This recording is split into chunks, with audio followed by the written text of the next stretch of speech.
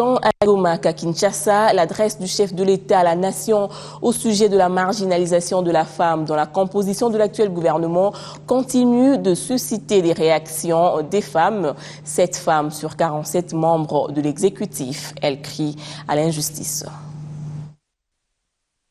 Jusque-là, le pourcentage accordé à la femme, au lieu de 30, on parle de 13%. Alors pour atteindre ce 30-là, il y a un écart de 17%. Tant que vous avez 30%, mais tout le monde a 13%, c'est quoi du 7%? Et tant que moi, c'est injustice. Déjà pour commencer, la promesse du chef de l'État devrait être prise comme un acquis, puisqu'il a promis, les 30% devraient être respectés. Des avis divergent cependant sur la capacité de la Congolaise à assumer sa compétence, autrement dit à l'office du chef de l'État, plutôt à l'offre du chef de l'État, devrait correspondre l'engagement des femmes elles-mêmes à prouver ce dont elles sont capables.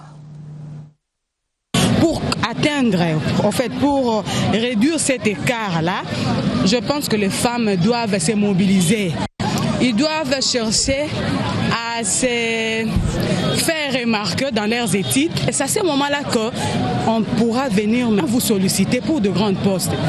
S'il faut parler de la compétitivité des femmes, est-ce qu'elles sont à la hauteur de remplir les responsabilités qui leur sont confiées? Moi, je pense que si. Volonté en tant que femme, il faut que vous donnez, il faut qu'on vous sente vouloir avoir cette ambition-là de briguer les postes de responsabilité et gérer la chose publique. Autre chose à présent, assainissement du milieu, Dekinois pêche par une certaine confusion entre caniveaux d'évacuation des eaux et des charges publiques en déversant des immondices dans